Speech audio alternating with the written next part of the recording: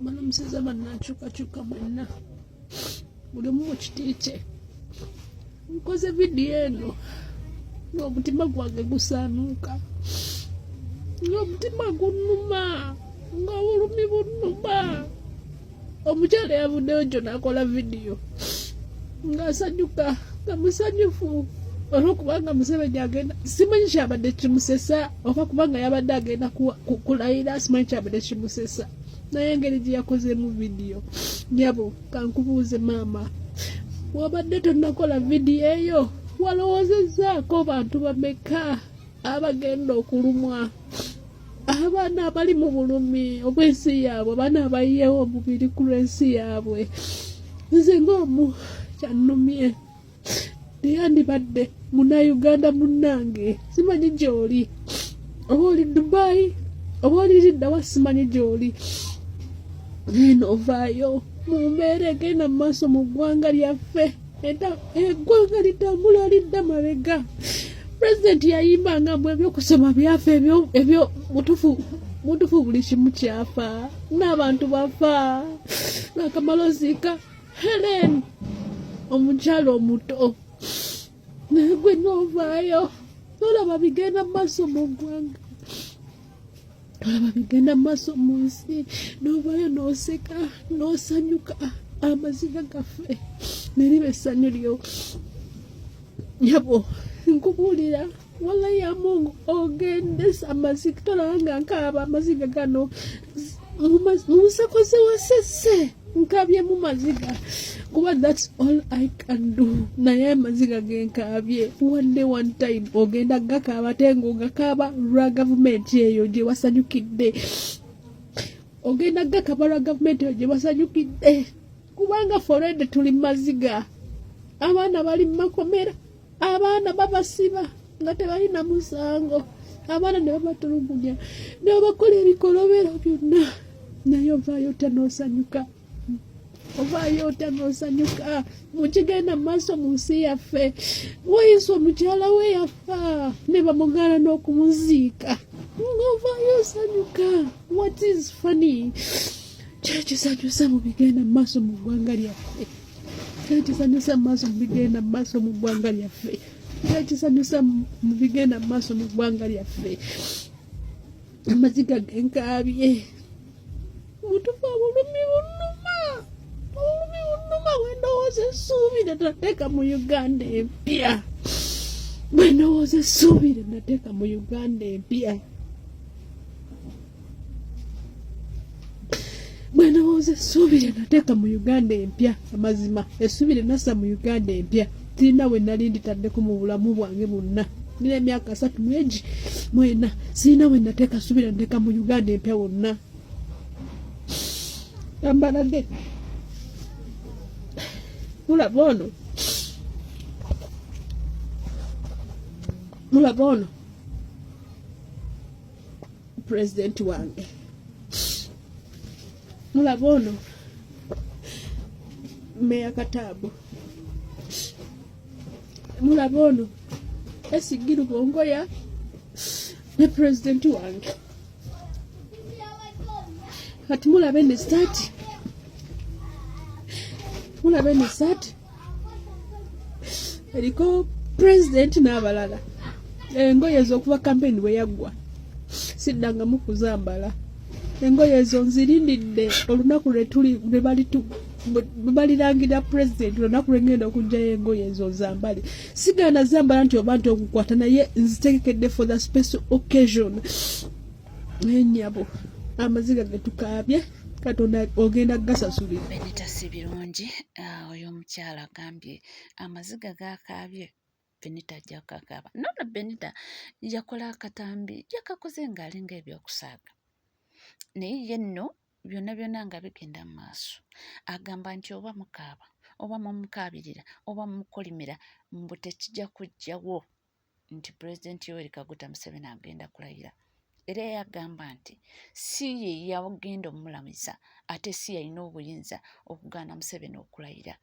Yagamba katambi ke yakoze takirumamu, tazza bigambo bye, kyo kituufu pulezidenti Yoweri Kaguta Museveni agenda kulayira. Toba muvuma oba mukola ki tagenda kubanga ate azza ebigambo by'emabega. Era byonna nga bigenda mu maaso abantu bangi bakyeyongeredde ddala okuba nga boogera ku nsonga eyo. Obutamanya bw'emmese bwe bugivumisa kkapa. Omugga teguyita mu kibira nga tegujjewo muti. Ekinnya ennaku kizinya mpalo. N'Omuganda agamba nti tosekerera nnaku yange kubanga n'eyiyo ndese eyambala. Benita kyeyayogedde mwenna mwakiwulidde era nga bw'aseka. Teyakomye okwo n'addamu n'ajja n'abagamba kyeyayogeddeko takirumamu. Naye jjukira akadde konna azza atugamba nti muntu wankyukakyuka. Ennaku z'omubbi ziba ana zokka.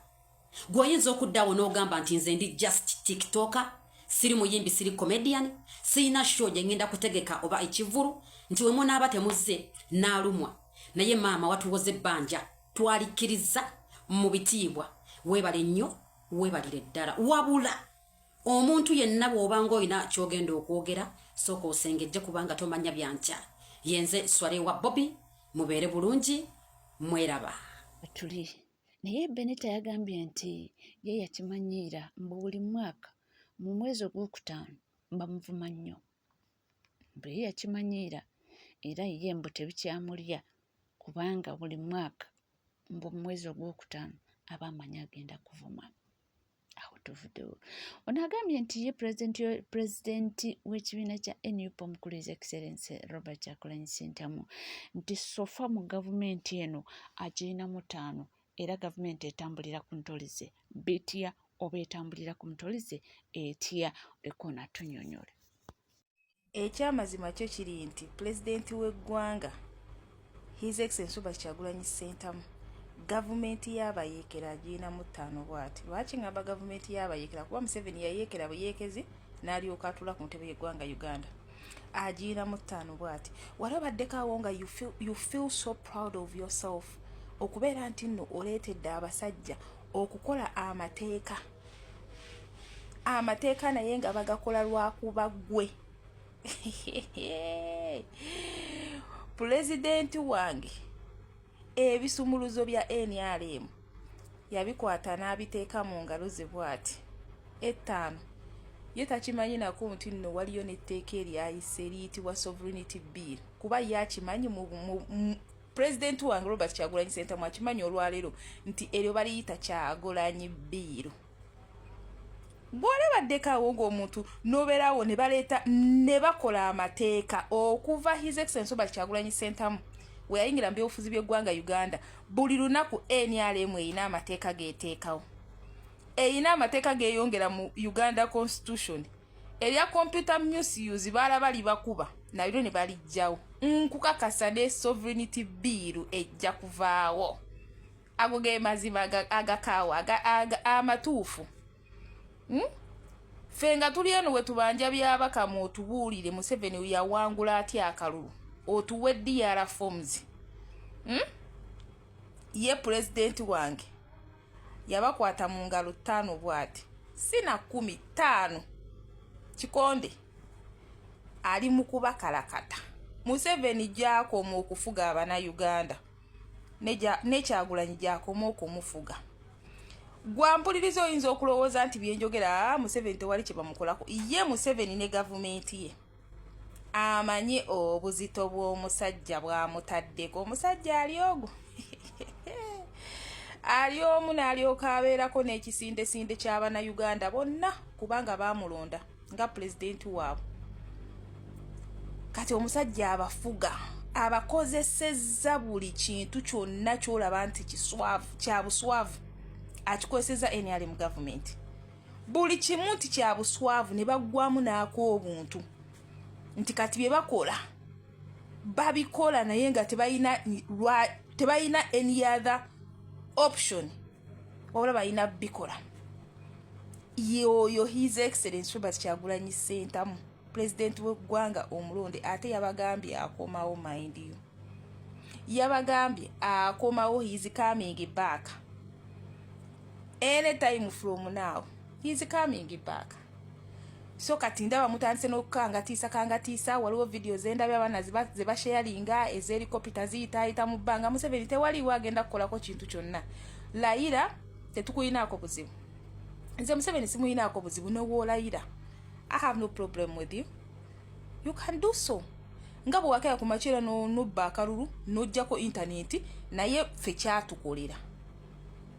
kyatukolera gavumenti yo abantu abayinza ojjiriko gonayizinga beba Bachina b'okolagana nabo aba North Korea n'abo Abarasha naye ababadde baddoonabo mala baddoonabo ffe kyatukolera buli omu ayogera ku bubbi obwali obwa ekyere nti n'essaawa zino eno tukubanja DR forms kye kiri ne ku international communities byabaka amatwagala DR forms tetuganye Museveni wamulangirira yasinga akalulu naye twagala okumanya yakasinga atya. Okiraba nti olwaleero byanjawulo mukko luli eri Abannayuganda abadde nga tebafangayo na kubuuza DR forms tulage engeri omusajja gye yasingamu naye olwaleero obukakafu tubukubanjiza. Iffe kyatukolera ate buli kimu kitukolera Abannayuganda. Zekyovula kati ebintu mbikwata mpola kubanga omuntu oyinza okulaba nga atasenvula naye amazima tusenvudde abasajja tubanyize enteegateega.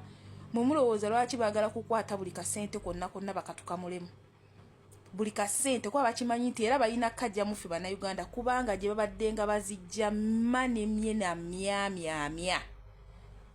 Kyagulanyi ke yalinnya awantu awo n'olusekere mubadde musika mujja kitegeera. Katulinde tulabe gye mugendo zeewola ku luno. Mujja sigala kuzeewola ku mu China nga ye mumuguze eggwanga naye ensi weeridda mu mikono gy'Abannayuganda. Omuchina ajja tutubulira yabigula atya, ajja kubuulira abaliwo yabigula atya, ojja kuwulira ekinaava mu mpale y'ebiraka kuba tujja kuleeta buli wiino abalibeerawo balireeta buli bukakafu nti Museveni si yali pulesi ye yawangula yabutwala ku kibba ate nabo baali bakimanyi balyoke tubakuba enkasi sente ze baagala zino okutusoloozaamu nga nabo nosambwe Entebbe Express Road lwe lusinga ebbeeyi lwonna lulinga ekigulumu nga n'enguudo zawanene esinga omungi tosobola ziru kumpe yalingako ne muli omusimbi kati Omuchina yagusolooza naye ng'ebyo byonna kijja kuggwa. Luno olusozi olugendo lwetutambula gwolabanga olutatambula naye muganda wange lutambula. Kasajja kali mu kubanyiga enteegateega bwe kati ovanga ku Kyagulanyi omuntu aliko omukisa gwa Mungu. Zinagamba omusajja aliko emikisa gya buli gwoba omanyi nti nno ez'omu nsozi mu miga mu mimuwa mu ggulu mu bbanga buli wamu ku ttaka ayina mukisa ku nnyanja buli kimu omukisa guli ku Kyagulanyi. Wamma beefugire Robert Kyagulanyi Ssentamu toyina buzibu ffe kaatufuge ugwe omufuge. Alhamdulillah nze ku saidi yange bafuge. Kiwulidde naye nga byonna bigenda mu maaso onazzeemu era naresipondinga ku bantu abagamba nti ennaku ziweddeyo agenda kulayira mujja kukolako ki. Ebigambo bingi era ebibuuzo bingi ebyo bibuuziddwa abantu bavuddeyo kubanga bogera. Ndabye mukulu Frank Gashumba nga positinze era ku nsonga y'emu n'agamba era ekiraga nti agenda kulayira enteekateeka zonna ziri mu giya abaana beetala ba SFC mumanya ziri haso zigenda mu maaso mujja kukolako ki. Kakati ono avuddeyo okwanukula ku nsonga eno. Ennaku ziweddeyo agenda kulayira mukozeewo ki ate ffe tumuyinako obuzibu mwatuuliddeko nga tugamba mbuno talayira oba mwatuuliddeko nga tugamba mbuno tagenda kulayira. Omanyi mututeekamu nnyo ebigambo nga mubitusibako ffe tetulina buzibu alayire. Ffe twagambye baffe tebalinnya we are not going to legitimize the sham election. Ffe tetulina buzibu agenda alayire. Manyi bakugamba nti musomese abaana babeere nga bategeera. I just wish mwina ne ka inchi akamu ku kyalowooza kulayira kwe. Okitegeera ka inchi kamu bwe kati ku kyalowooza oyo asabirira at least ennaku zeeyongereyo aleme kulayira. Okitegeera asabirira ennaku zeeyongereyo aleme kulayira kubanga is going to face his wrath. Okitegeera ekintu ekyo kati ffe mutubuuza ate wali kiddako tetulina kiddako tetukirina agenda alayire. Tetugenda mulemesa kulayira era ffe tumwagala alayire mulungi alayire mu mirembe naye ffe tugamba abaffe tebalayira bwe tukyayimiridde because we are not going to legitimize. Just watch the space. Wamanga tetunagenda waleyo si ensonga. Mbadde mbasaba ku video eno eya leero munoonyeze King Saha yonna waali please mbasaba busabi munoonyeze King Saha wonna waali mugimuwe oba okwata kamera ogimutwalira oba ogenda teeka mu transport oba boda mumpeere video eno mugiwe King Saha waliwo ekintu kye twagala okupreventinga wano nsaba busabi sibalagira mugivuge mugiwe King Saha kansooke nveeko wano wa King Saha katono then nzije tweyongereyo okitegeera ekintu ekyo baganda bange eggulo nafunyemu embeera nga ngenze ku supremacy okukola nagenze okwagira kyali wange Scorpion MC Scorpion mba ku stage okuyimba nga palaso ne group ye bawambye motoka yange bayina bavubuka bayina emundu bayina ebyambe bayina ki nkusoka nembirowooza nti byakusaaga bagayi ne bakulira ddala effujjo batandise okukuba abaana bange polisi teriiwo kutaaki otyo respect King Saha okuba nti oli non-violent era wakuumye eyo gundi eyo okuba nti oli non-violent ekintu ekyo si diversion kye baagala okukola si diversion ekintu ekyo people power King Saha ne King's Love mwenna tubeere beegendereza nnyo ku kintu kya ekintu kyayagala okukola kyekintu ky'omu Haiti nkiddamu ayagala kutandika mbeera ya mu Haiti government zino kasita ziruzinga popularity the only way to survive kubanga ono tatutaberawo nti no controlling abantu babeerawo ku bubbi nga babba eggwanga kyova olaba omuntu atuuka n'akola ki n'alemera ku ntebe nti ki ayagala kubba ggwanga kati ye kasita ekintu kino kimulema mu mateeka ne kimulema bakuyetinga embeera Juvenero ng'amaze okuttibwa mu ggwanga erya Haiti mu 2021 gavumenti eyaddawo ey'ababbi yalemererwa okutegeka akalu kubanga bano bakola assassination yo nga bakimanyi nti no tebasobola kujja mu buyinza bakulembera ggwanga lya Haiti nga tebakoze eki nga tebayise mu assassination eyo era ba assassinating president wa Haiti mu 2021 gangs zineno zibadde nga zicreating waddamulire eyo mu ghetto nga zicreating naye ganga zino abaana bano badde nga bajja bazikuba aba people power nga bazikuba ne ziba ntino tezikyalina ki bayagala kukola ataka mukijjukire yembalala gangs ezo zagezaako ne zirumba gangs zino zicreatingibwa ne banoonya sparking point tutuuse ku stage nti omusajja ono takyalina popularity talina n'ebintu byagenda okwerayiza naye akigirawo ku just kusiba kigundi kiwanyi kye mu system talina legitimacy tagirina agenda kukwata kigundi alayiri naye ng'alayirira ku mpewo okitegeera bino bibagamba nti no wasikidde ki wasikidde empewo kyekyo kyaliko oyo agenda kusikira mpewo kati essaawa eno byagenda okwerayiza era oyo omwami asabirya wakiri kugereyo ka legitimacy abeere ng'akasigaza kati olwokubanga nti aluzinze legitimacy aluzinze popularity okulayira kwe nga tekuliko na DR forms tebazirina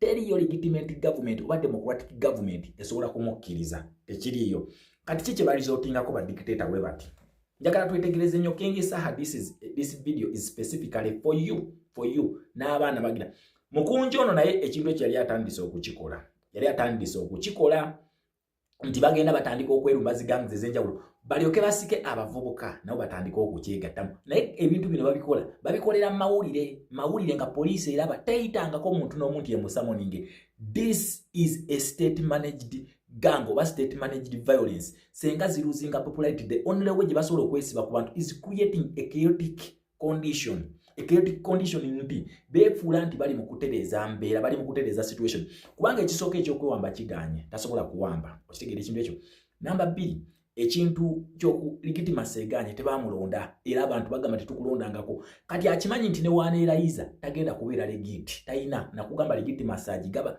ye international community kati the only way gyalina it is to create state managed violence ngali mu ggwanga erya Haiti kati senga bakuleetinga violence eyo nti ensi agenda kubeera ng'omuntu ali mu kutereeza naye in actual sense abeera abba resources za ggwanga kwegaggawaza kati ekyo kye baita okufunira mu violence kyali mu kukola kati sinsi bazimbye eggaali zino bazigezezaako nnyo kubanga bakimanyi nti nno omuntu asobola okutandika egundi zino oba okusparkinga akaganga k'egundi alina kuba wa people power nti bakoze ebigaali byabwe byonna biri awo bigaali bino ebisindika lumonde bye bakola kati bali bamanyi nti bakoze zinene ez'ettabu eza His Excellency Kyagulanyi kati bali bamanyi ze bakoze kati ne bagenda nga bazimba ebigaali byabwe mu ghetto naye banoonya sparking point wegenda okuva ebigaali bino bitandika okujja okutandika bigangize bikoli kati gwe weebuuze emundu ezo baazijjeewa Emundu bazijewa wano tumanya ina monopoly ku mundu nga n'abaana ba people power tebalina mundu nga bawayiriza ne babasibalwa byambalo ebyambalo bino byamaje weebuuze mundu ze bakulumbisiza bazijewa ebyambe babadde nabo babijewa